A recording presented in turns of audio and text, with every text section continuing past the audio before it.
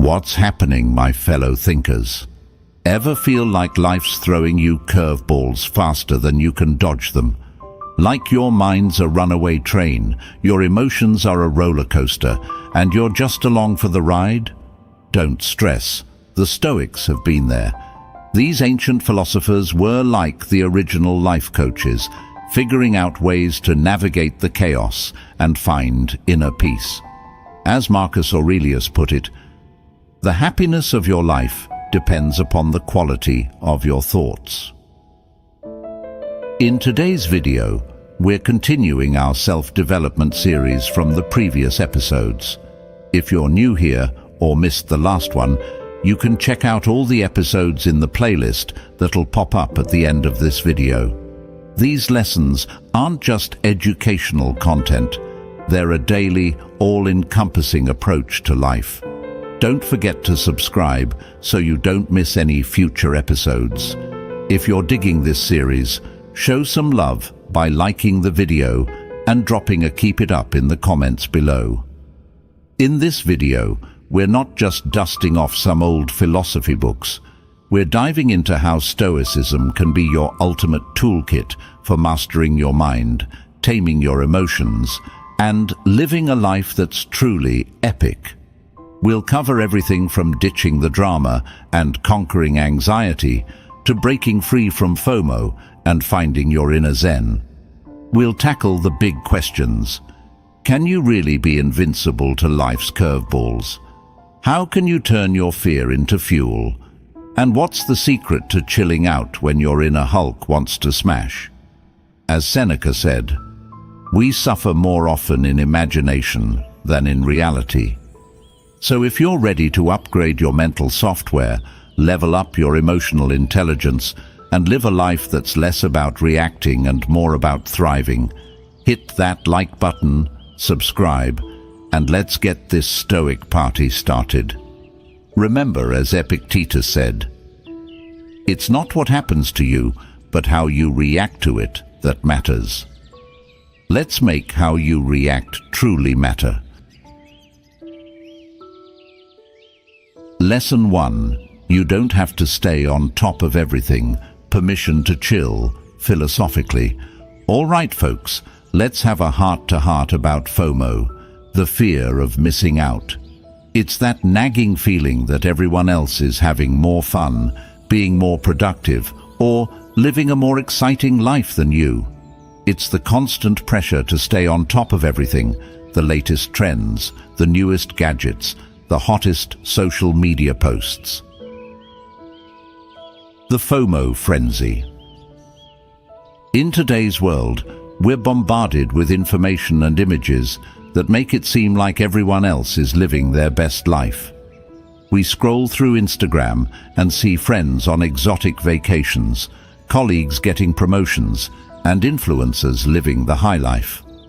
It's easy to feel like we're falling behind, missing out, and not measuring up. But here's the thing, FOMO is a lie. It's a trap that keeps us chasing after external validation and comparing ourselves to others. It's a recipe for anxiety, stress, and burnout. The Stoic antidote. The ancient Stoics had a different perspective. They believed that true happiness comes from within, not from external circumstances. They emphasized the importance of focusing on what we can control, our thoughts, our actions, our values, and accepting what we can't control, other people's opinions, the news cycle, the latest trends. As the Stoic philosopher Marcus Aurelius put it, you have power over your mind, not outside events. Realize this, and you will find strength. So how do we break free from the FOMO frenzy and embrace a more peaceful, fulfilling life? 1. Redefine success. Success isn't about keeping up with the Joneses or having the most followers on Instagram. It's about living a life that's true to your values, pursuing your passions, and making a positive impact on the world. 2. Prioritize what matters. What are the most important things in your life? your family, your friends, your health, your hobbies. Make a list of your priorities and focus your time and energy on those things. As the saying goes, don't major in minor things. 3. Set boundaries. Learn to say no to things that don't align with your values or goals. Don't feel obligated to attend every social event, answer every email, or keep up with every trend. It's okay to miss out on some things. 4. Practice mindfulness.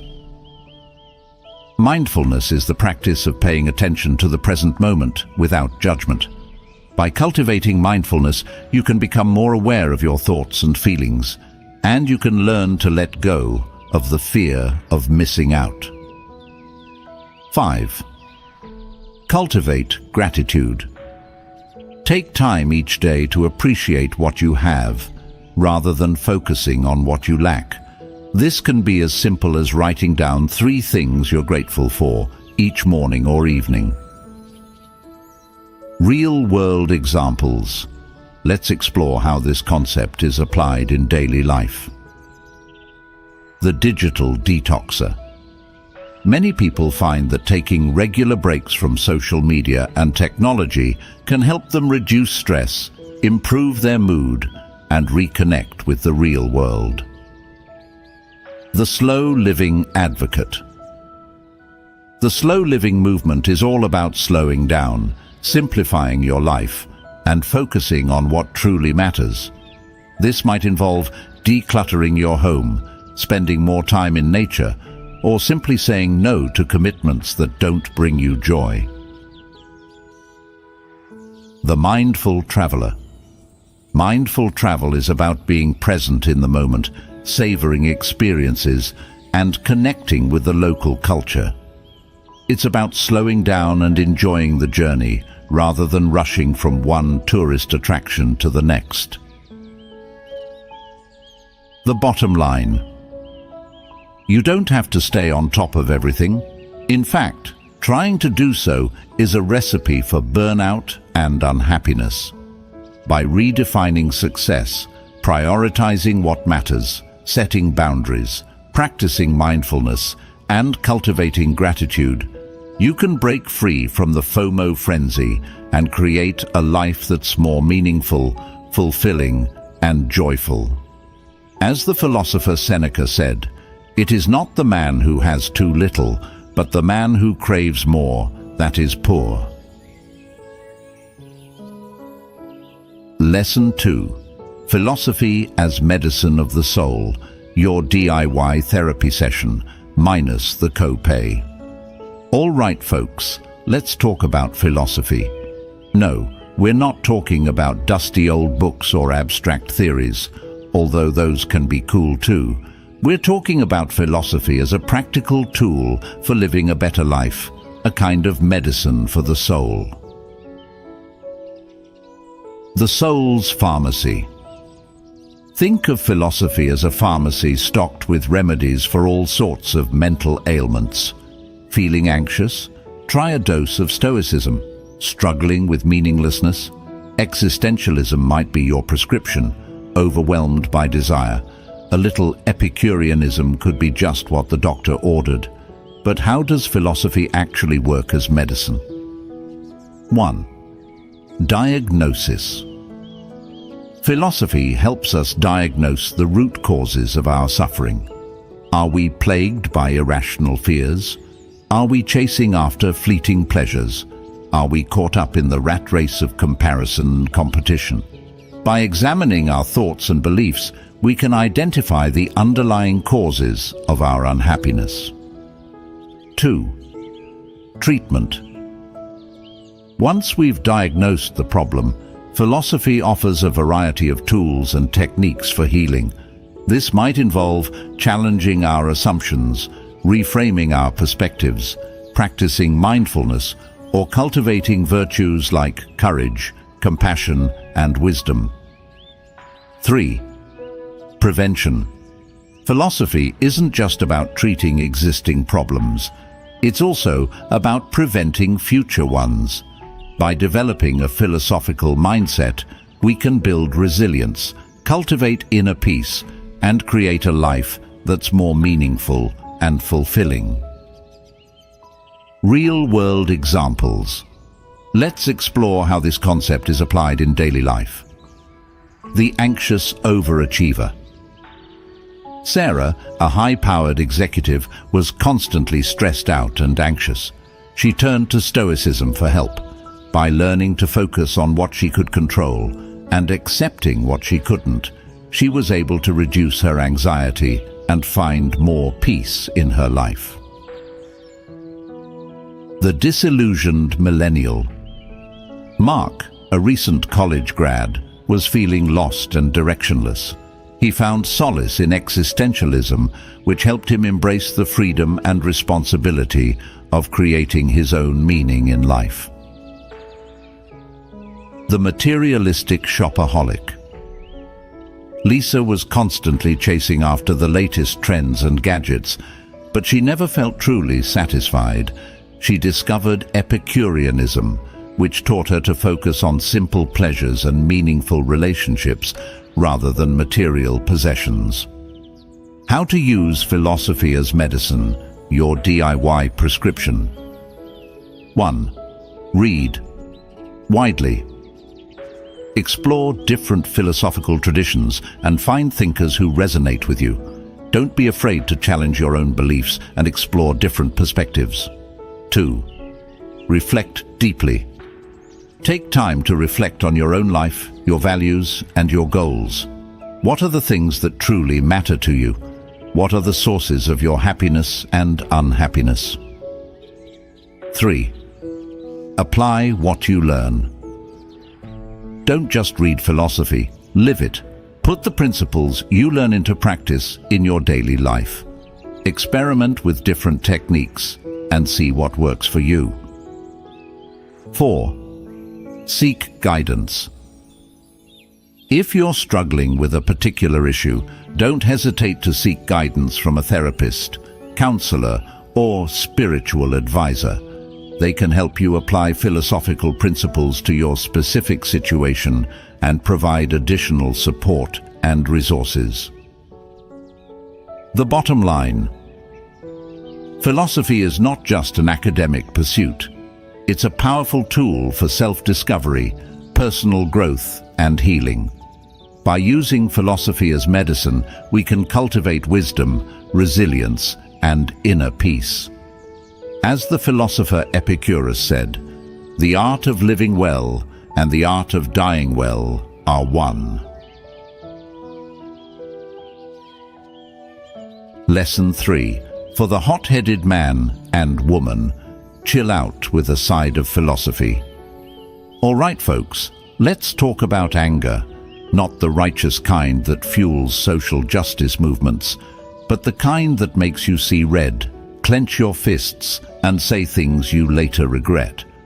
We're talking about the hot-headedness that can ruin relationships, sabotage careers, and leave you feeling like a steaming pressure cooker. The anger epidemic. Let's face it, we live in an anger-inducing world. Road rage, political polarization, social media trolls. It's enough to make even the Dalai Lama lose his cool. But here's the thing, anger isn't just an emotion, it's a habit. And like any habit, it can be broken. The ancient wisdom. The ancient philosophers understood the destructive power of anger. They saw it as a form of temporary madness, a poison that could corrode our relationships, our health, and our happiness. As Seneca, the Stoic philosopher, put it, anger, an acid that can do more harm to the vessel in which it is stored than to anything on which it is poured. So, how do we tame the beast within and cultivate a more peaceful, even-tempered disposition? 1. Recognize the triggers. What sets you off? Is it traffic jams, rude comments, or feeling like you're not being heard? Once you identify your triggers, you can start to anticipate them and develop strategies for dealing with them. 2. Pause and breathe. When you feel anger rising, Take a moment to pause and breathe deeply. This will help you calm your nervous system and create some distance between you and your emotions. As the saying goes, don't react, respond. 3. Reframe your perspective. Anger often stems from a distorted view of reality. We exaggerate the importance of events, personalize other people's actions, and catastrophize the consequences. By reframing our perspective, we can see things in a more balanced and rational light. As the Stoic philosopher Marcus Aurelius put it, our life is what our thoughts make it. 4. Practice empathy. Try to see things from the other person's perspective. What might they be going through? What might have led them to act the way they did? By cultivating empathy, we can reduce our anger and increase our understanding. 5. Find healthy outlets. Anger doesn't just disappear. It needs to be expressed in a healthy way. This might involve talking to a friend, journaling, exercising, or engaging in a creative activity. Real-world examples. Let's explore how this concept is applied in daily life. The road rage warrior. Instead of yelling at the driver who cut you off, take a deep breath and remind yourself that they're probably just having a bad day. The keyboard warrior. Before you fire off that angry tweet or comment, take a moment to consider whether it's really worth it. Will it actually change anything, or will it just add more negativity to the world? The frustrated parent. When your kids are driving you crazy, instead of yelling at them, take a break, go for a walk, or do something that helps you de-stress. Then, come back and address the situation with a calmer mind. The bottom line: anger is a natural human emotion, but it doesn't have to control us. By recognizing our triggers, pausing and breathing, reframing our perspective, practicing empathy, and finding healthy outlets, we can tame our tempers and cultivate a more peaceful, joyful life. As the Dalai Lama said, if you want others to be happy, practice compassion. If you want to be happy, practice compassion. Lesson 4. A proper frame of mind, your mental toolkit for a smooth ride. All right, folks, let's talk about mindset. Not the positive vibes only kind of mindset, but the practical, no-nonsense kind that can help you navigate life's twists and turns with grace and resilience. We're talking about cultivating a mental framework that allows you to see challenges as opportunities, setbacks as lessons, and life as a grand adventure. The mind as a lens. Think of your mind as a pair of glasses. The lenses you wear determine how you see the world.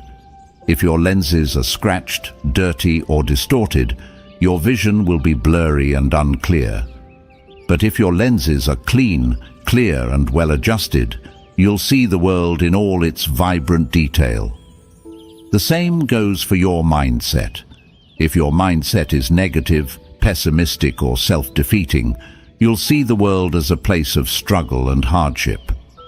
But if your mindset is positive, optimistic, and growth-oriented, you'll see the world as a place of opportunity and possibility. As the philosopher William James put it, the greatest discovery of my generation is that human beings can alter their lives by altering their attitudes of mind. So, how do we adjust our mental lenses and cultivate a proper frame of mind? 1. Challenge your assumptions. We all have assumptions about ourselves, others, and the world around us. But these assumptions are often based on limited information, past experiences, or cultural conditioning. By challenging our assumptions, we can open ourselves up to new perspectives, new possibilities, and new ways of being. 2. Practice gratitude. Gratitude is the antidote to negativity. When we focus on what we're grateful for, we shift our attention away from what we lack and towards the abundance that already exists in our lives. As the saying goes, what you focus on expands. 3. Embrace challenges. Challenges are not obstacles, they're opportunities for growth. When we embrace challenges, we learn new skills, build resilience, and expand our comfort zones. As the philosopher Nietzsche said, "That which does not kill us makes us stronger." 4. Cultivate optimism. Optimism is not about denying reality or pretending that everything is perfect. It's about choosing to focus on the positive, to see the silver lining in every cloud, and to believe in our ability to overcome adversity. As the psychologist Martin Seligman put it, optimism is a learned skill. 5. Practice self-compassion. We all make mistakes, experience setbacks, and have bad days. Instead of beating ourselves up, we need to practice self-compassion. This means treating ourselves with the same kindness and understanding that we would offer to a friend. Real-world examples. Let's explore how this concept is applied in daily life. The laid-off optimist. Instead of wallowing in self-pity, the laid-off optimist sees this as an opportunity to explore new career paths, learn new skills, and reinvent themselves. The resilient entrepreneur. When faced with setbacks and failures, the resilient entrepreneur doesn't give up. They learn from their mistakes, adapt their strategies, and keep moving forward. The grateful cancer survivor. The grateful cancer survivor doesn't focus on the pain and suffering they've endured. They focus on the love and support they've received, the lessons they've learned, and the opportunity to live each day to the fullest. The bottom line. A proper frame of mind is not something you're born with. It's something you cultivate through practice, intentionality, and a willingness to challenge your own thinking.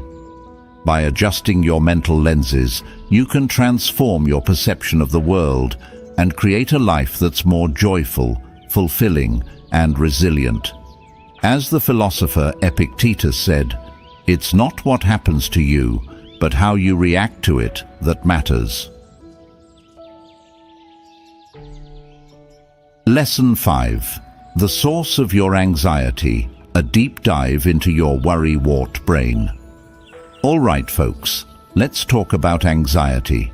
Not the occasional butterflies in your stomach kind, but the full-blown, heart-pounding, mind-racing kind that can leave you feeling paralyzed and overwhelmed.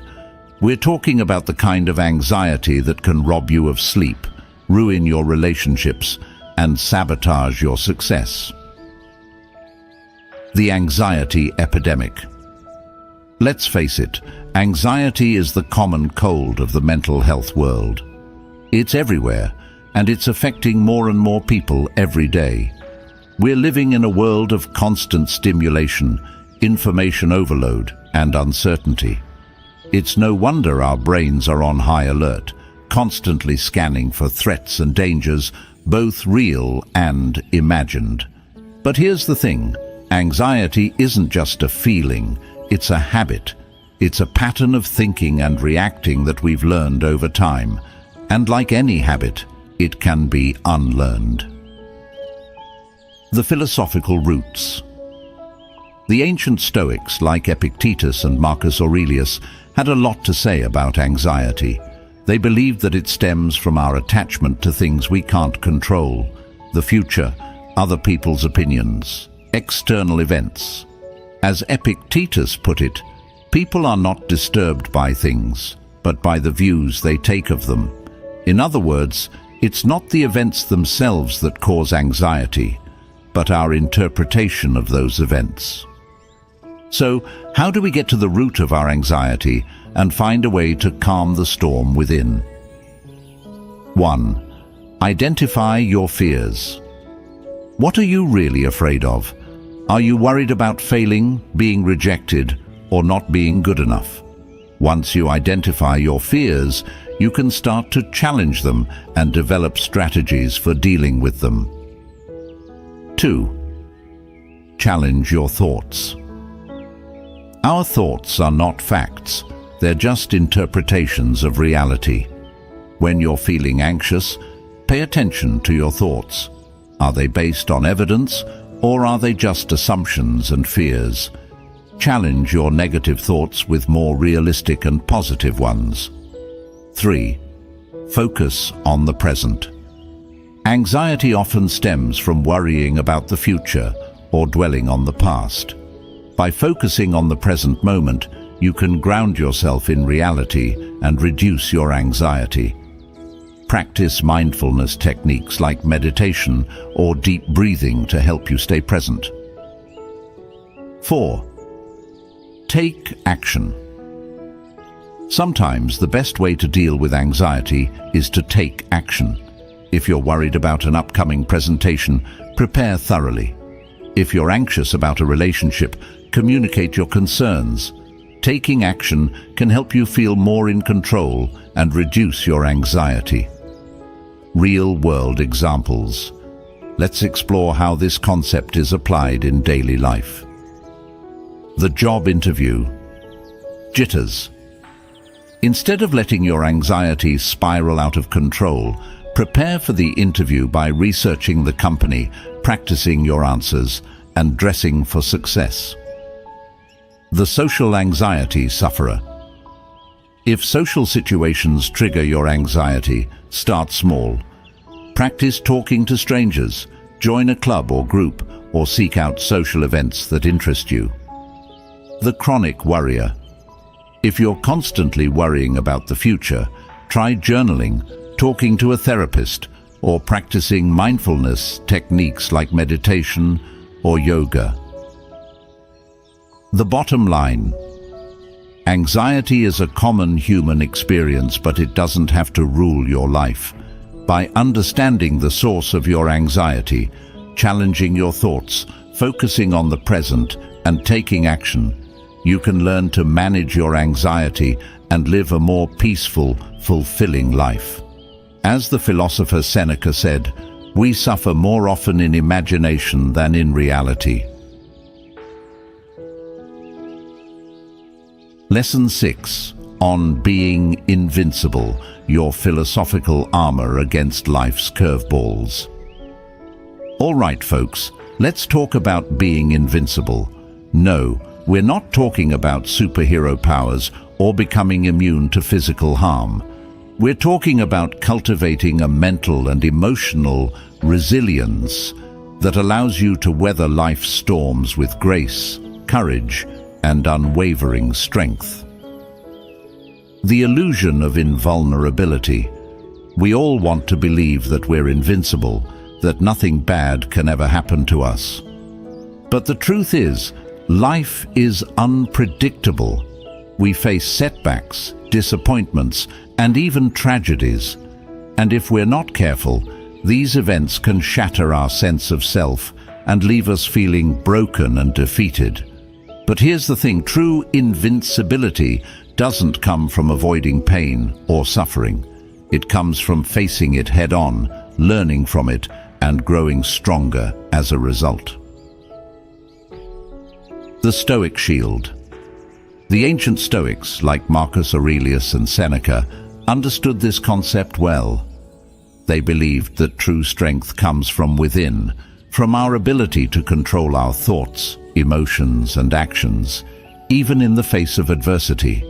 As Marcus Aurelius put it, you have power over your mind, not outside events. Realize this, and you will find strength. So how do we cultivate this Stoic shield of invincibility? 1. Embrace adversity. Challenges are not obstacles, they're opportunities for growth. When we embrace adversity, we learn new skills, build resilience, and discover our hidden strengths. As the saying goes, what doesn't kill you makes you stronger. 2. Focus on what you can control. We can't control everything that happens to us, but we can control how we respond. We can choose our attitude, our thoughts, and our actions. By focusing on what we can control, we empower ourselves and reduce our sense of helplessness. 3. Practice amor fati. Amor fati is a Latin phrase that means love of fate. It's the idea of accepting everything that happens to us, both good and bad, as part of our life's journey. By embracing amor fati, we can find meaning and purpose even in the most difficult circumstances. 4. Cultivate virtue. The Stoics believed that virtue is the key to a good life. By practicing virtues like courage, wisdom, justice, and temperance, we can develop a strong moral compass and live a life of integrity and purpose. 5. Find your inner strength. We all have inner strength, even if we don't always realize it. By tapping into our inner resources, we can overcome challenges, achieve our goals, and live a life that's truly invincible. Real-world examples. Let's explore how this concept is applied in daily life. The resilient athlete. After a devastating injury, the resilient athlete doesn't give up on their dreams. They rehab diligently, adapt their training, and come back stronger than ever. The courageous activist. The courageous activist faces opposition, threats, and even violence, but they refuse to be silenced. They stand up for what they believe in, even when it's difficult or unpopular. The survivor. The survivor of trauma or abuse doesn't let their past define them. They seek help, heal their wounds, and use their experiences to help others. The bottom line: being invincible is not about being immune to pain or suffering. It's about developing a mental and emotional resilience that allows you to face life's challenges with courage, grace, and unwavering strength. As the philosopher Nietzsche said, "He who has a why to live can bear almost any how." So, find your why, embrace your challenges, and become the invincible hero of your own story. Lesson 7. Steady your impulses, your inner Zen, master's guide to chill. All right, folks, let's talk about impulses. No, not the buy now button on Amazon or the urge to binge watch your favorite show. We're talking about those knee-jerk reactions, those split-second decisions, those sudden urges that can lead us down some pretty gnarly paths. The impulse roller coaster. We live in a world that's designed to trigger our impulses. Ads bombard us with promises of instant gratification. Social media feeds tempt us with endless distractions, and our phones buzz with notifications that demand our immediate attention. It's like being on a roller coaster of constant stimulation, with our impulses in the driver's seat. But here's the thing: impulses are often irrational, short-sighted, and driven by emotions rather than logic. They can lead us to make choices we later regret, damage our relationships, and sabotage our goals. The philosophical brake pedal. The ancient philosophers, like Socrates and Aristotle, understood the importance of self-control and moderation. They believed that our impulses, if left unchecked, could lead us astray from the path of virtue and happiness. As Socrates put it, the unexamined life is not worth living, but we could also say, the unexamined impulse is not worth following. So how do we pump the brakes on our impulses and cultivate a more mindful, intentional way of being?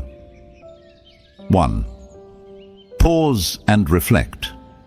When you feel an impulse arising, don't just act on it.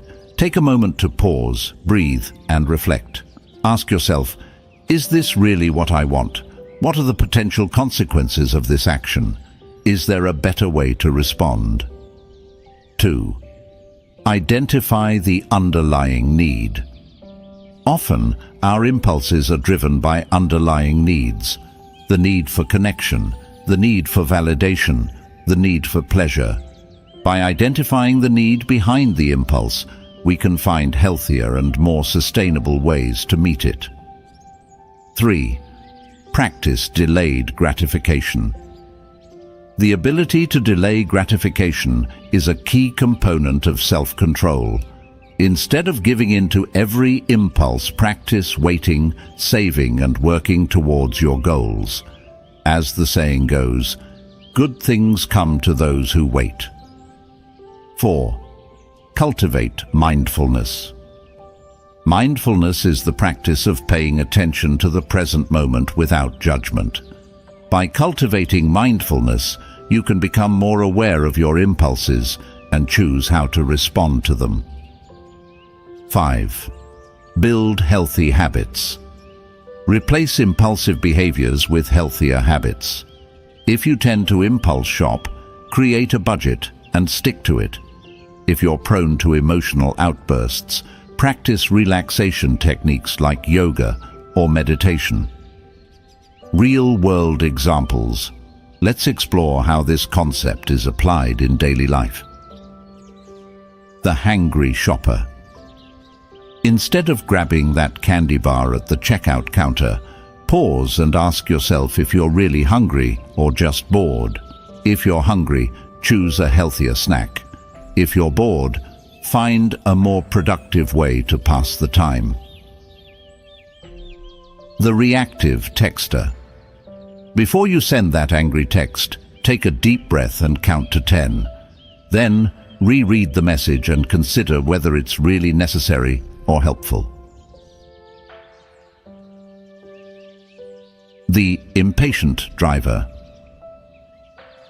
When you're stuck in traffic, instead of honking and cursing, put on some calming music or listen to a podcast.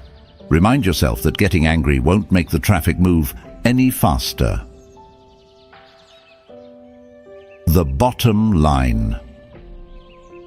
Our impulses are a natural part of being human, but they don't have to control us. By pausing and reflecting, identifying our underlying needs, practicing delayed gratification, cultivating mindfulness, and building healthy habits, we can learn to steady our impulses and make more intentional choices. As the philosopher Aristotle said, we are what we repeatedly do. Excellence, then, is not an act, but a habit. Lesson 8.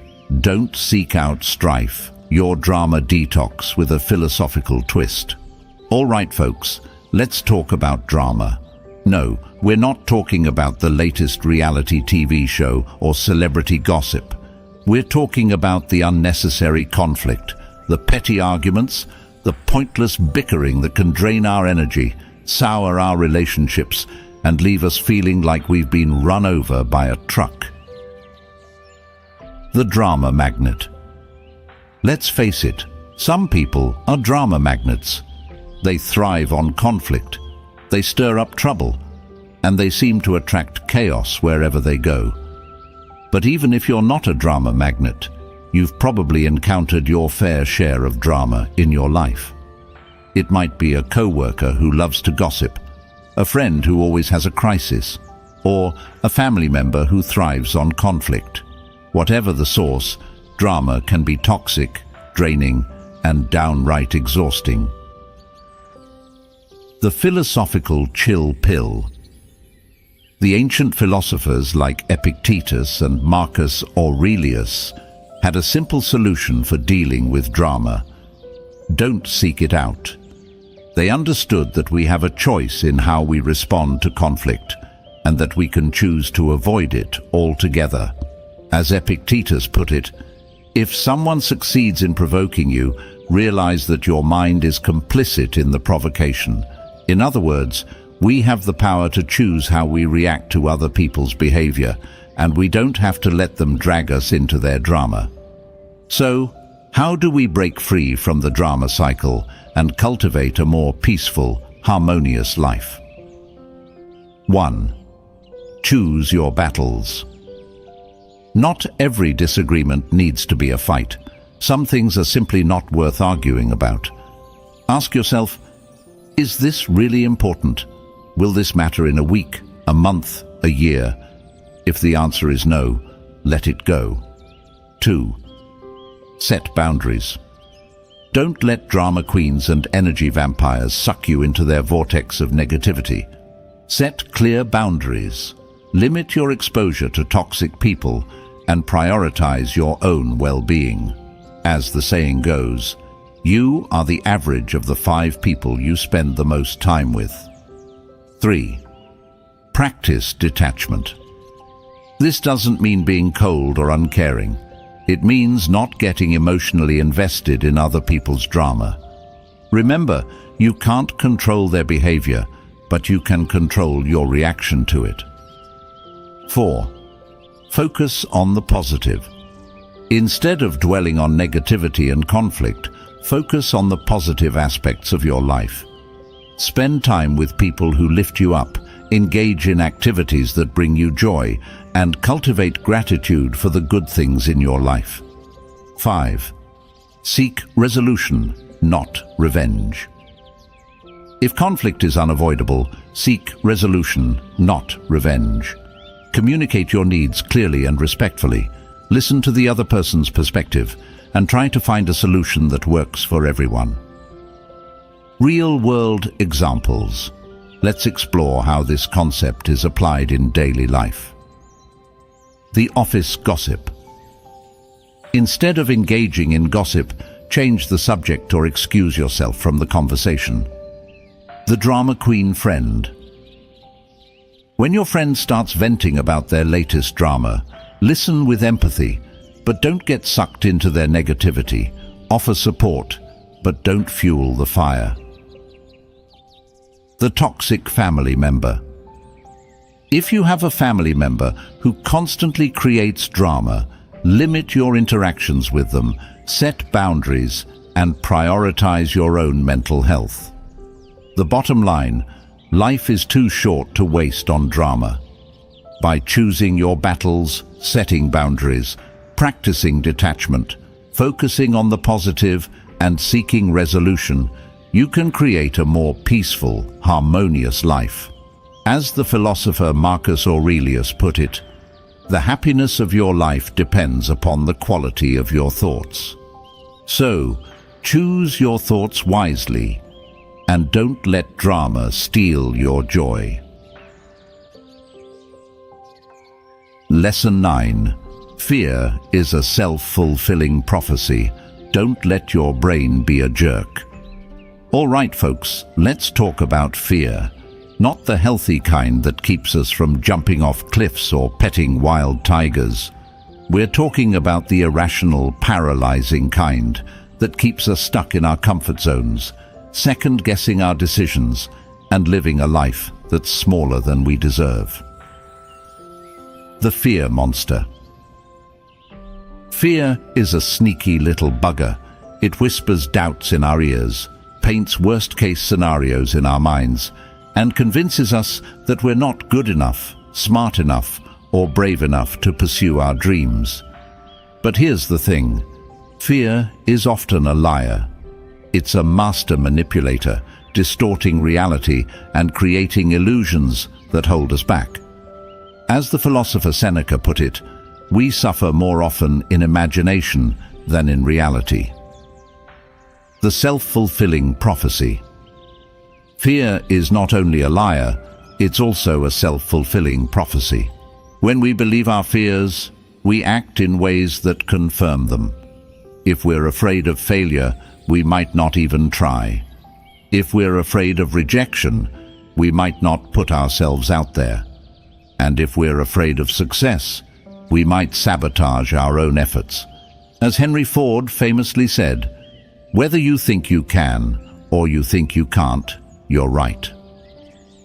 So, how do we break free from the grip of fear and create a more empowering narrative for ourselves? 1. Identify your fears. What are you really afraid of? Be specific. Instead of saying, "I'm afraid of failure," say, I'm afraid of not getting the job I want. Once you identify your fears, you can start to challenge them and develop strategies for overcoming them. 2. Challenge your assumptions. Our fears are often based on faulty assumptions and irrational beliefs. Challenge your fears by asking yourself, what evidence do I have to support this fear? Is it really likely to happen? What's the worst that could happen? 3. Focus on the present. Fear often stems from worrying about the future or dwelling on the past. By focusing on the present moment, you can ground yourself in reality and reduce your anxiety. Practice mindfulness techniques like meditation or deep breathing to help you stay present. 4. Take action. The best way to overcome fear is to face it head-on. Take small steps towards your goals, even if you're scared. As you take action, you'll build confidence and realize that your fears were often unfounded. 5. Surround yourself with support. Don't face your fears alone. Surround yourself with supportive friends, family, mentors, or therapists who can offer encouragement, guidance, and a listening ear. Real-world examples. Let's explore how this concept is applied in daily life. The public speaker. Afraid of public speaking? Start by practicing in front of a small group of friends or family. Gradually work your way up to larger audiences. The job seeker. Afraid of rejection? Apply for multiple jobs, even if you don't think you're qualified. The more you put yourself out there, the more likely you are to find the right opportunity. The entrepreneur. Afraid of failure? Start small, test your ideas, and learn from your mistakes. Remember, every successful entrepreneur has faced setbacks and failures along the way. The bottom line. Fear is a natural human emotion, but it doesn't have to control us.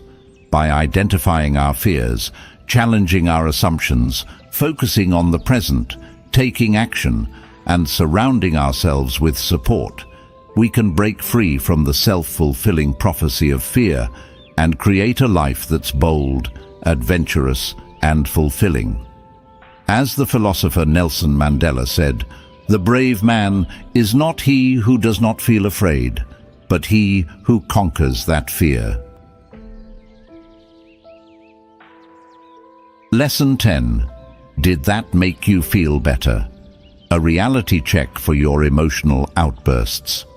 All right, folks, let's have a real talk about those moments when we lose our cool. You know, those times when we fly off the handle, throw a tantrum, or say something we later regret. We're talking about those emotional outbursts that leave us feeling drained, embarrassed, and wondering, what the heck was that all about? The emotional roller coaster. We're all human, and we all experience a wide range of emotions: joy, sadness, anger, fear, excitement, and everything in between. But sometimes our emotions get the best of us. We react impulsively, lash out at others, or wallow in self-pity. As the philosopher Aristotle put it, anyone can become angry. That is easy. But to be angry with the right person, and to the right degree, and at the right time, and for the right purpose and in the right way, that is not within everyone's power, and is not easy. So, how do we get a handle on our emotions and avoid those embarrassing meltdowns? 1. The pause button. When you feel an emotional outburst brewing, hit the pause button. Take a deep breath, step back from the situation, and give yourself a moment to cool down. This will help you avoid saying or doing something you'll later regret. 2. The reality check. Ask yourself, is this reaction helping the situation? Is it making me feel better? Is it aligned with my values and goals? chances are the answer is no. Emotional outbursts rarely solve problems. They usually just make things worse. 3. The reframe. Instead of reacting emotionally, try to reframe the situation. Look for the humor, the irony, or the silver lining. As the saying goes, life is 10% what happens to you and 90% how you react to it. 4. The root cause. Dig deeper and try to understand the root cause of your emotional outburst. Are you feeling stressed, overwhelmed, or insecure? Once you identify the underlying cause, you can start to address it in a more constructive way. 5. The healthy outlet. Find healthy ways to express your emotions. This might involve talking to a friend, journaling, exercising, or engaging in a creative activity. Real-world examples. Let's explore how this concept is applied in daily life. The road rage incident. Instead of yelling at the driver who cut you off, take a deep breath and remind yourself that it's not worth getting worked up over. Put on some calming music and focus on getting to your destination safely. The office meltdown. If you're feeling overwhelmed at work, take a break, step outside for some fresh air, or talk to a trusted colleague. Don't let your emotions dictate your actions. The family feud. Instead of engaging in a heated argument with your family member, take a step back and try to understand their perspective. Look for common ground and try to find a solution that works for everyone. The bottom line, emotional outbursts are a natural part of being human, but they don't have to control us. By hitting the pause button, checking in with reality, reframing our perspective, addressing the root cause and finding healthy outlets, we can learn to manage our emotions and respond to challenging situations with grace and composure. As the philosopher Seneca said, the greatest remedy for anger is delay. All right, my fellow Stoics, that's a wrap on another episode of our self-improvement series. We've covered a lot of ground today, from conquering FOMO and taming anger to finding your inner zen and embracing your inner invincibility. Remember, this is a journey, not a destination. It takes time, practice, and a whole lot of self-compassion. But trust me, the rewards are worth it. When you start applying these Stoic principles to your life, you'll notice a shift. You'll feel calmer, more centered, and more in control. You'll start to see challenges as opportunities, setbacks as lessons, and life as a grand adventure. So, keep practicing, keep learning, and keep growing. And don't forget to like this video, subscribe to my channel, and hit that notification bell so you never miss an episode. Until next time, stay stoic, my friends.